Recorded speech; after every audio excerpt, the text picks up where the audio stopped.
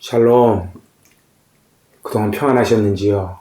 지난 9월 한 달 헬라어를 통해 주기도문을 깊게 살펴보며 은혜를 나누는 시간을 가짐으로써 우리 시편 묵상을 한 달 쉬었다가 이제 다시 시작을 합니다.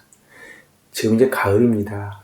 가을은 참으로 단풍으로 아름답게 물드는 계절이고, 그리고 벼이삭이 이제 결실을 맺는 그러한 계절입니다. 봄에 씨를 뿌리고 여름에 땀을 흘린 자가 이제 가을에 수확을 하게 되지요.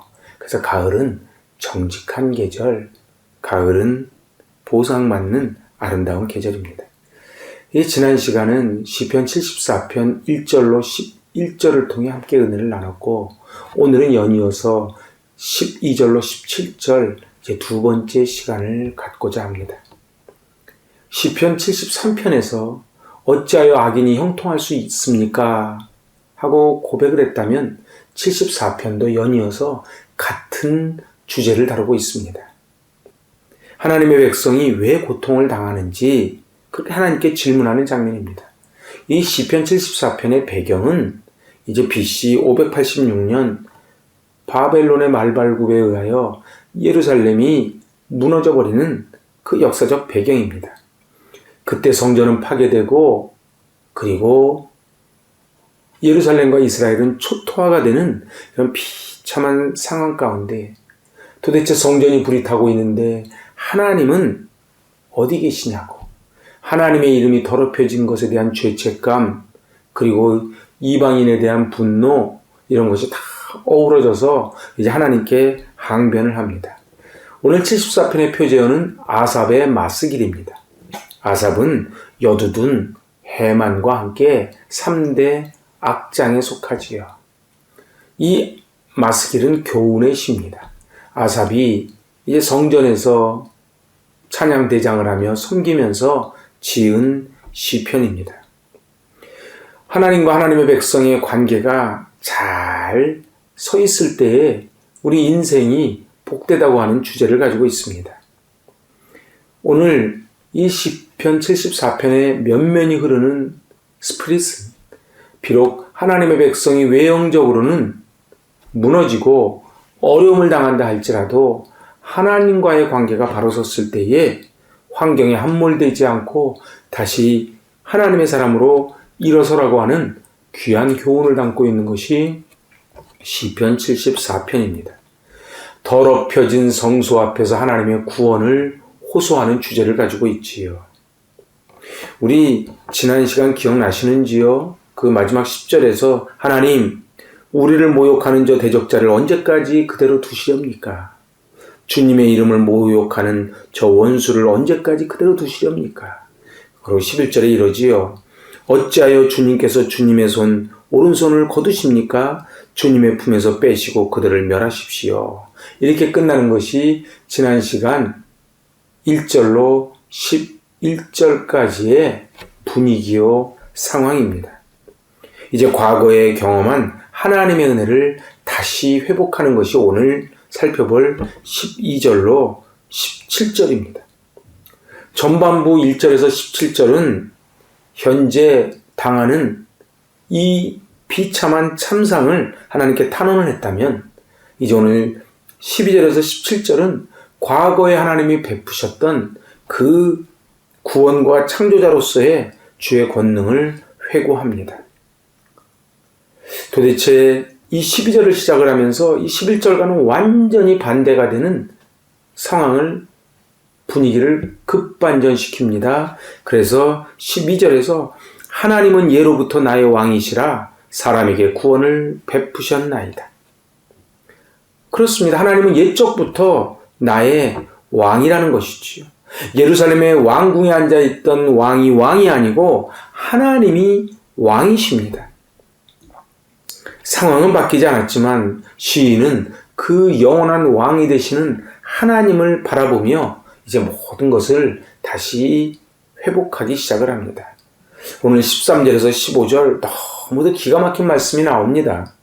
주께서 주의 능력으로 바다를 나누시고 물 가운데 용들의 머리를 깨뜨리셨으며 리워야단의 머리를 부수시고 그것을 사막에 사는 자에게 음식물로 주셨으며 주께서 바위를 쪼개어 큰 물을 내시며 주께서 늘 흐르는 강들을 마르게 하셨나이다.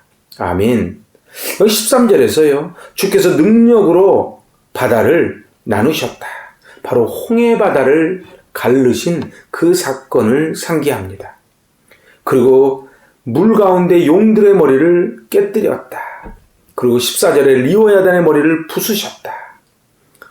홍해바다에서 전멸시킨 애굽의 군대를 가리키는데 이 동일한 단어가 그리고 비슷한 단어가 창세기 3장 15절 기억나시는지요? 원시복음입니다. 그곳에서 보면은 바로 여자의 후손이 사단의 머리를 상하게 할 것이요 박살낼 것이요 할 때에 그 상하게 한다는 단어가 바로 머리를 깨뜨리시고 머리를 부수신다고 얘기합니다. 그래서 표준세 번역에 보면 머리를 깨뜨려 부수셨으며 리워야단의 머리를 부수셨다. 그러니까 표준세 번역이 좀 더 원어에 가깝다고 할 수 있습니다. 이제 그 머리를 박살내신 바로 그 애굽의 세계 최정예 군사를 박살내신 하나님께서 이제 14절 하반절에 사막에 사는 자에게 음식물을 주셨으며. 근데 사실은 이 원어적으로 보면은 바로 짐승들에게 먹이로 주셨다. 그러니까 이것은 사람이 아닌 주로 동물을 나타내는 것입니다. 그것이 바로 원어를 그대로 잘 번역한 것이지요. 그리하여 광야를 지날 때 만나와 물을 주시고 그리고 메추라기를 허락하여 주셨지요. 늘 흐르는 강물을 마르게 하셨습니다. 그래서 강들로 번역된 바로 나하르는 바로 번영, 풍요를 의미합니다. 그러니까 늘 흐르는 강물, 이것은 뭐예요? 영원히 멈추지 않을 것 같은 번영과 풍요가 이제 싹 말라버렸다는 거예요. 표준세 번역을 보니까 유유히 흐르는 강물을 메마르게 하셨습니다. 주권자가 누구예요? 하나님이시지요. 그래서 오늘 16절, 17절입니다. 낮도 주의 것이요 밤도 주의 것이라 주께서 빛과 해를 마련하셨으며 주께서 땅의 경계를 정하시며 주께서 여름과 겨울을 만드셨나이다. 12절에서 15절까지 과거에 베푸셨던 은혜를 회고했다면 이제 16절에서 17절은 바로 창조자로서의 하나님의 궁극적인 권능을 회고합니다. 바로 하나님은 낮과 밤의 주인이심을 밝힙니다. 한글 성경에는 번역되어 있지 않지만은 또한이라고 하는 아프라는 단어가 들어 있습니다. 그러니까 낮도 주님의 것이고 또한 밤도 주님의 것입니다. 대꾸법을 씁니다. 주의 것입니다. 레카.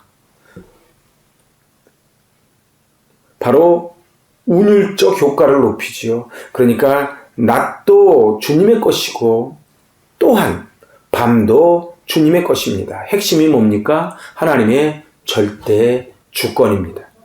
저절로 낮이 지나면 밤이 오고 밤이 지나면 낮이 오는 것 같지만 이곳에는 바로 하나님의 절대 주권이 있음을 나타냅니다.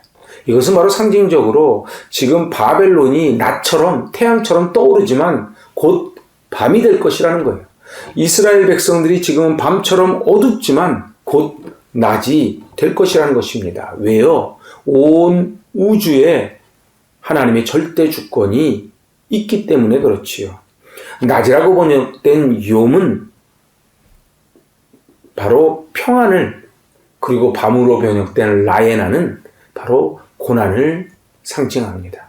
그러니까 낮도 주의 것이요 밤도 주의 것이라는 말은 다르게 말하면은 번영도 평안도 고난도 하나님의 손에 달려 있습니다. 지금 그거를 표현하는 것이 낮도 주의 것이요 밤도 주의 것이라 이렇게 표현하는 것입니다.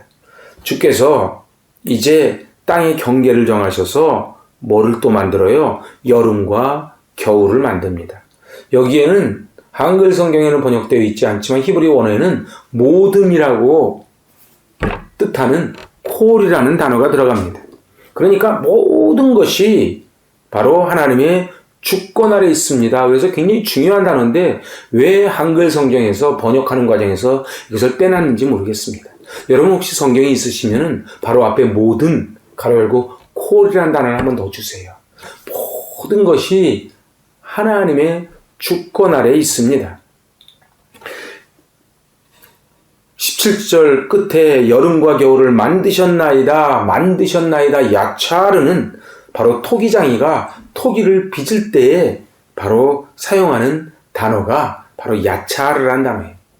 그러니까 여름과 겨울을 만드셨다는 게 뭐예요? 토기장이가 특별한 정형이 없는 그 점토를 빚어서 아름다운 청자도 만들고 그리고 자기를 만들어내듯이 하나님께서 여름과 겨울을 너무도 멋있게 빚어내셨다고 하는 것이지. 저는 자연을 참 좋아합니다. 하늘의 별을 볼 때, 그리고 끝없이 펼쳐져 있는 바다를 바라볼 때 어찌 이것이 하나님의 작품이 아니겠습니까? 또한 길에 핀 조그만 들풀도 아름답기가 얼마나 아름다운지 몰라요. 그것은 바로 야차르, 토기장이가 토기를 빚을 때의 마음으로 하나님이 낮과 밤을 만드시고 여름과 겨울을 만드시고 또한 신묘막측하게 저와 여러분을 하나님의 창조물로 만드셨다는 것입니다. 절망의 폐허 속에 이제 희망의 싹이 솟아나는 것이지요. 도대체 1절에서 11절은 이렇게 절망과 고난 가운데 부르짖었는데 오늘 두 번째 시간 12절에서 17절에 어찌하여 상황은 변하지 않았는데 이렇게 전혀 다른 하나님의 권능을 말하고 있는 것입니까? 바로 하나님의 성전은 비록 불타없어졌지만 창조적 권능을 가지신 하나님의 절대 주권이 여전히 살아계심을 말하기 위한 것입니다. 과거 출애굽할 때 10가지 재앙을 통하여 또 홍해바다를 가르고 그리고 애굽의 철병거를 다 수장시키셨던 그 하나님, 바로 사단의 머리를 박살내신 하나님께서 이제 낮과 밤을 만드시고 여름과 겨울을 빚어내셨으니 이 어찌 놀라운 하나님의 은혜를 고백하고 찬양하지 않을 수 있겠습니까? 이제 시인은 나라의 멸망과 성전의 파괴라는 절망적인 상황 앞에 비탄에만 젖어 있지 않고 과거 하나님의 구원 사역과 창조적 권능을 회고하는 것입니다. 기가 막힌 웅덩이와 수렁에서 건져 주실 것이라는 것이지요. 예레미야해가 3장 19절로 23절입니다. 내 고초와 재난 곧 쑥과 담즙을 기억하소서. 내 마음이 그것을 기억하고 내가 낙심이 되오나 이것을 내가 내 마음에 담아두었더니 그것이 오히려 소망이 되었사옴은 여호와의 인자와 긍휼이 무궁하심으로 우리가 진멸되지 아니함이니이다. 이것들이 아침마다 새로우니 주의 성실하심이 크도소이다.